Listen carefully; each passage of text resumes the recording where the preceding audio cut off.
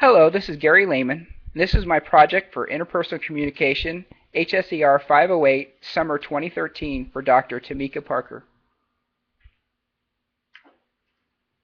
What is communication? Stewart says communication is the continuous, complex, collaborative process of verbal and nonverbal meaning making. It has 6 aspects, but the most important is what's called nexting. Nexting is doing something helpful next, responding fruitfully to what's just happened, taking an additional step in the communication process. There's 2 types of communication. The first is impersonal. I did this as a military instructor doing military briefs and writing official documents, and I've also done this on an interpersonal side, which involved my total quality facilitator training, doing lay counseling, and also in this course, HSER 508, which I hope to use for the rest of my life. Impersonal communication is simply the transfer of information, while interpersonal consists of the contact between interpersons. My overarching goal is to let the words of Christ dwell in me richly, admonishing other people with all wisdom, and doing whatever I do in word or deed in the name of the Lord Jesus Christ. This means not being harsh to my wife, and also not provoking my children to wrath, as found in Colossians 3:16-21. Also in Ephesians 4:29 it says, "Let no corrupt communication proceed out of my mouth, but that which is good and used to the edifying, that it may minister grace to the hearers." So putting this all together, my OAG is to understand the dynamics of good interpersonal communication and how God has formed me so far, what God's design is for my life, and how I might minister grace with my words and deeds to glorify Him while building strong relationships and bringing good health for myself. My behavioral blend, as found in Uniquely You, starts with the DIS model, which was developed in 1928 by Marston and further brought about in a paper assessment by Gear in 1977.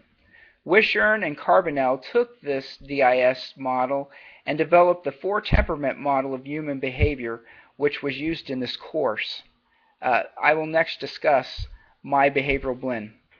The graph 1, or the first element, is what I believe people expect of me, and this is the inspirational component. This means that I like to size up the situation and find ways to do things better through people. It can mean that I'm too persuasive and too concerned about winning. I'm also sometimes impatient and critical. I'm too concerned about what others think. I don't like breaking rules, but I do like trying new things and sometimes going against the crowd. But who I really am, in graph 2, is a driver. I want to be in charge while collecting information and accomplishing a task. I like to drive myself and to drive others, and I can be dominant and caustic. I'm motivated by choices and challenges to do well. I'm either a determined student or a defiant critic. The positive and negative aspect are on this slide, and basically it shows that I'm verbal and talkative and persuasive.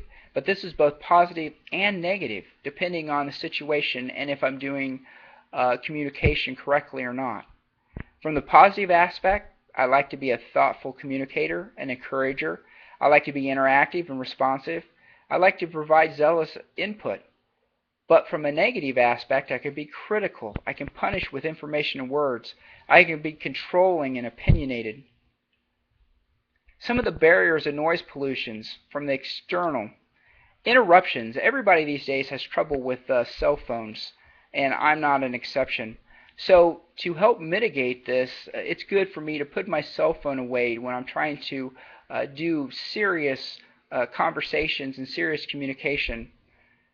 From a physical aspect, it's best to choose a good time of the day when you're not fatigued to handle important conversations, when you're well rested and you have full attention. Where I work with a lot of people from other countries, so there's a semantic barrier to my communication. So sometimes I have to use mirroring and paraphrasing to echo back what they've said to make sure that I understood. And also I have to continuously learn their culture so that I can better understand through their eyes. Internal barriers include biased listening, and to help mitigate this, sometimes I repeat accurately or use parafeeling or parathinking as brought out in Peterson's book, and basically that's reflecting back to them what they've said and what they feel and what they think to make sure that you're capturing what you're receiving. From the emotional aspect, you attack the problem and not the person. The relationship's the problem and not your partner in a marriage. You also need to practice gracism. I need to practice gracism, and basically this is not returning evil for evil, but it's returning good for evil. It's turning the other cheek. And a good sentence that I learned from this course was, I heard you and I have a different perspective. And basically what this is doing is it's acknowledging you heard what the other person said, but you're then going to tell them that, yeah, but I have a different perspective. And this is that you're not attacking them, but you're basically attacking the problem, and you're identifying a different perspective. There's three different types of listening styles that sometimes I have trouble with. Sometimes I can be a ritual listener or faker. Basically, that's acting like I'm listening when I'm not. I tend to do this sometimes with my MRDD clients who will just continue talking for 4 or 5 minutes without any break. And sometimes I have to tell them to basically to stop. I address their poor communication and they're continuing to talk, and so that I'm not just acting like I'm listening when I'm not.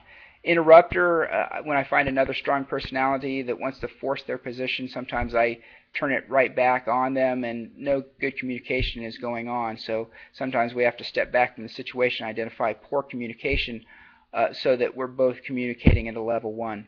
Logical listening has to do with just listening to the message and not the meta message, and sometimes you have to dig deeper down into what's being said and look for nonverbal cues. There's basically 5 courses of action that I've listed. One is just understanding what the contact quotient is, also learning to become an empathetic listener, reducing criticism, because I am critical, and Stewart says I care, therefore I criticize, and this has to do with understanding meta-communicating and meta-messages. There's the 5 steps to preparing to argue, deciding if it's a good time or you're supposed to even be arguing, and then also improving listening skills. Stewart says there's a direct link between the quality of your communication and the quality of your life, and there's research out there that I've listed on my slide that basically shows that your physical health can be poor if you don't communicate well. Plans of action. The contact quotient basically says that the quality of contact achieved over the quality of contact possible gives you your contact quotient. It increases by enjoyable conversations, physical interaction, and positive interaction, and decreases by things like silent treatment and arguments. Empathetic listening. You need to be attentive, alert, non-distracted. You need to be interested. You need to have a I'm okay, you're okay attitude, as Harris did in his book in 1969. This means being a sounding board, asking a few questions, paraphrasing information back, and avoiding certain phrases like, it's not that bad and it'll be better tomorrow.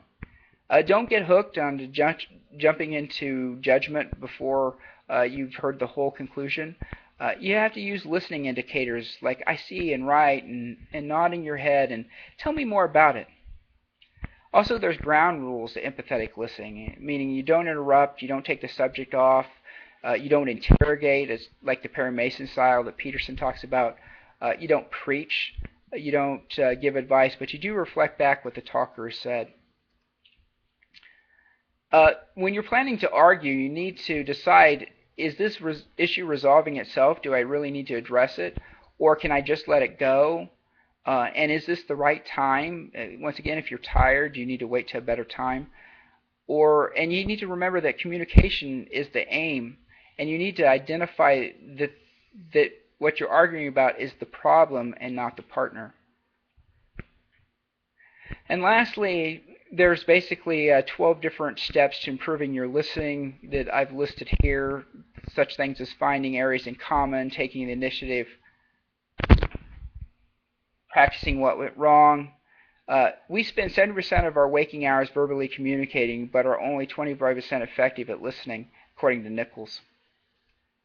Lastly, Romans 12:1 and 2 basically talks about that our goal is to renew our mind and be transformed, and this includes our conversation so that it glorifies God.